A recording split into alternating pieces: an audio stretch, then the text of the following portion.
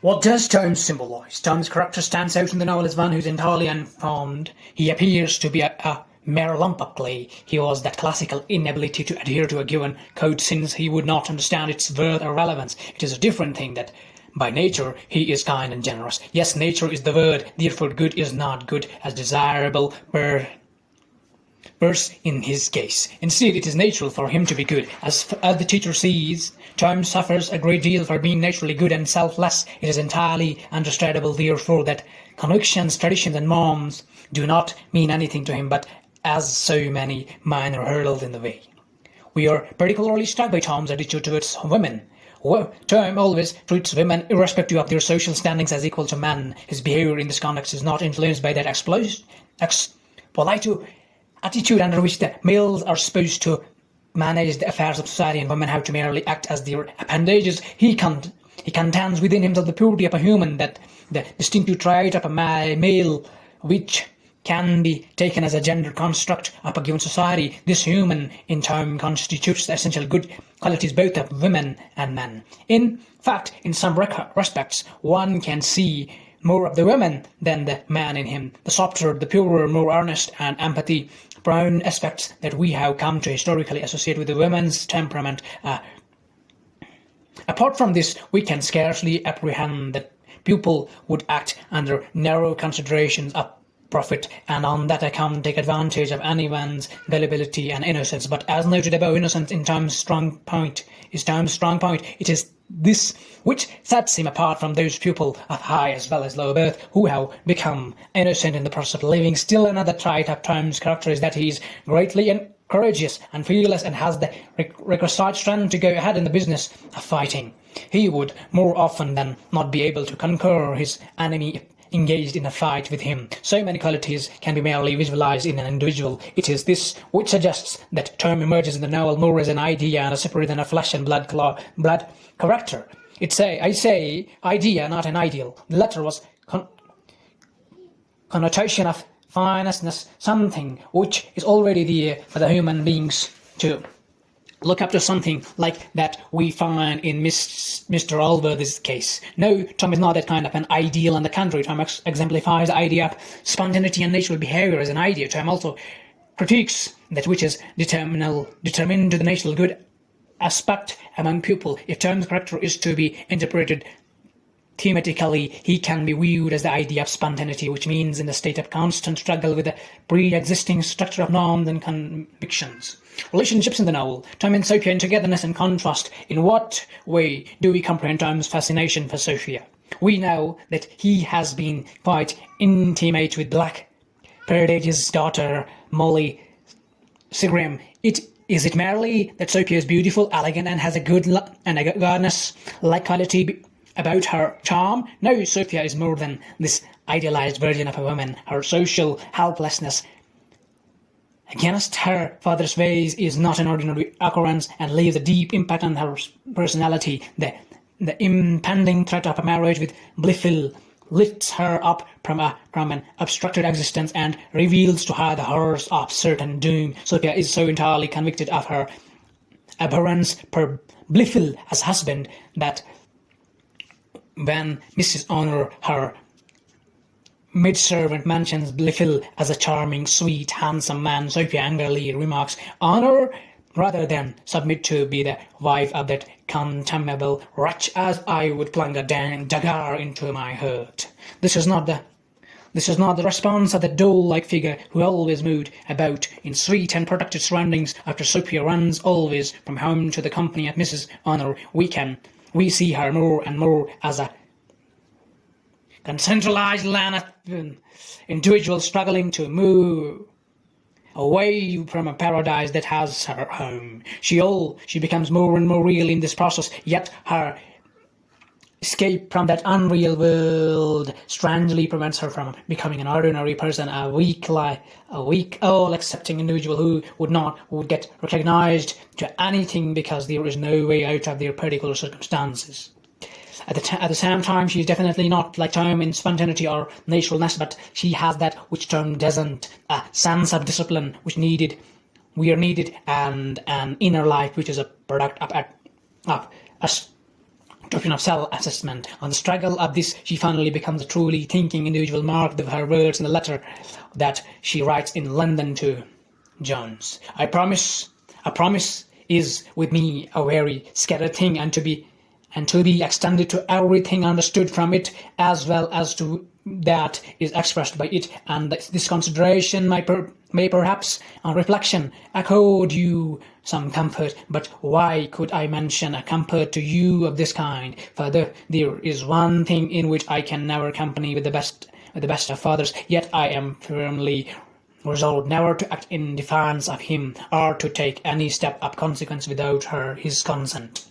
The words of Sophia are required to compose a totality of understanding which, as a viewpoint, can help the individual to proceed towards virtue and goodness. I consider that Tom's natureness and easy vigor would soon weaken and lose themselves in anarchic self-destruction, if not helped and sustained by a rational self-appraisal. At the trial of the appraisal and questioning is to be required with effort. It is not spontaneous. In Tom Jones, Fielding, a conscious and an analyzing, commenting artist, shares with the readers the two perspectives of Tom and Sophia, and indicates a meaningful linkage between the two. He seriously believes that the two perspectives complement each other and are in fact parts of a significant totality. Though apparently dissimilar, the attitudes of Tom and Sophia have some common points. For instance, kindness and generosity are qualities they share.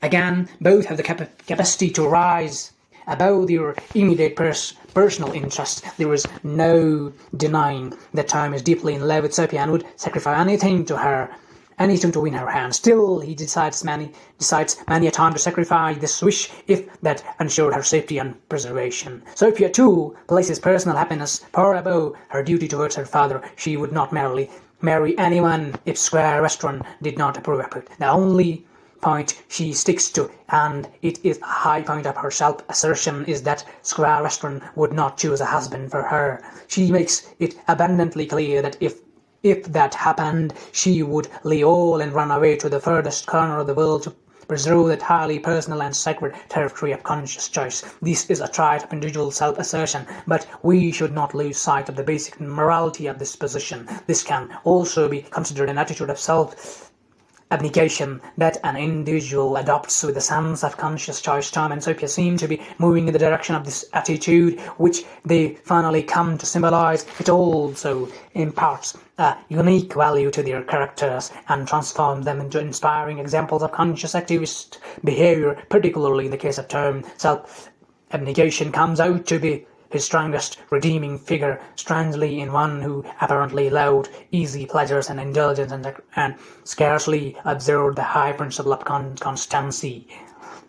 But such is life. Tom as Squire Western's companion and friend. In one important respect, Tom is closer to Squire Western than he is to Mr. Allworthy. There was no doubt that Tom has always remained attached to Mr. Allworthy as an obedient child. He has been brought up under the affectionate and indulgent gaze of a virtual parent. The essential spirit of this pays last in Tom's behaviour till the end of the novel, but there is no easy sense of give and take between Tom and Allworthy. They do not interact at the level of equality. The one speaks with dignity and the other listens with reverence. On the other hand, Tom is a friend to Squire Western. They hunt, dine, and laugh together. When Western learns of Tom's various affairs with women, he is pleased to know and with his pal's successes. Western is conscious that Tom is a doubtful parentage, a bastard mixing up with whom no home may violate the norms of social intercourse. More fundamentally, Squire Western is full of the raw energy with which Tom himself is abundantly gifted. However, the difference between the two is equally immense. Squire Western is nature's own to the extent of being a beast, bereft up to education in the ways of social conduct. He has narrowly, if ever, enjoyed the benefit of advice from others. Western continues to remain till the end a wild and an untamed animal, marked the way he decided to leave the pursuit of his daughter midway as he caught sight of a hunter with a pack of hounds wandering out into the forest. There is still more credibility in his imposing strict physical restrictions on Sophia, whereas he cares little to Sophia's right to choose in marriage and doesn't mind employing force to get her acceptance. Tom's attitude towards Sophia, as we know, is opposed to that of Western's. What can Tom make of such a friend as Squire Western? A good person, though thoroughly impulsive and unpredictable, the father-daughter angle. In fact, one should have a second look at Square Western's goodness, something by which his dear daughter, stands befooled, born as she thinks to fulfill daughter-like duties to a great father. She associates fatherhood with sanctity and quite strongly feels that the father should belong to an altogether different category. She has her way at the end of the novel, but the terms of her victory vis-a-vis her father are highly emotional and therefore restrictive for the disadvantaged female as against rational and realistic.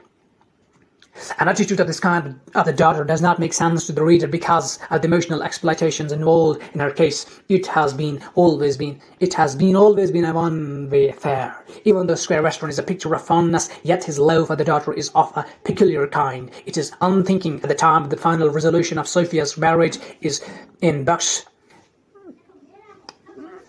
153. The reader may be swept off by the force of segment oozing from the daughter. Perhaps she doesn't have any in mind Square Western, the man, but the mythical father who brought this child into being. It is in this case that I say Sophia's befooled. The concept of a dutiful daughter fulfilling her filial obligation would hardly cohere with Square Western's long and oppressive history of subjugating a wife because she was a woman and therefore born to remain servile.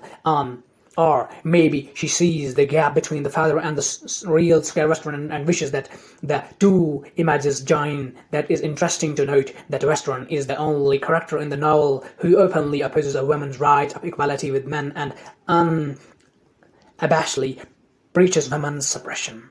Energy and inability should not look out a place in such a character, and I wonder as to why Fielding should harp on this innocence and sweet foolhardiness. It appears comic while struggling helplessly with his sister on account of Sophia's marriage, but we also notice that the context is different and that the brother is mindful of the money and estate the sister owns. Add to this the fact that the sister is a political being with opinions that would ring true as a feminist even today. Fielding seems to have consciously visualized Mrs. Western's role vis-a-vis her brother in that Square Western is arriving mad most of the time, and the sister, the right counter force, her education, conduct, and politics are at the root of this force to check him. But Square Western can also think of mundane matters like money, even as he is an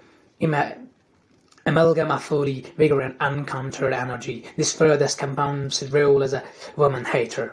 Let's sum up. The novel initially appears to be the story of Tom and Sophia, but later Tom has a benefactor, a mother, a couple of teachers, and a number of friends. He also has quite a few enemies. In the same manner, Sophia is not merely an individual with that ma'am, but also a daughter and a niece. She also has a confidant. The situation of law in which Tom and Sophia are found brings many other people into their play. All these people have their own significance apart from what they do towards the novel's central bear. I have given some hints of these in this unit. In the next one, I would go further into the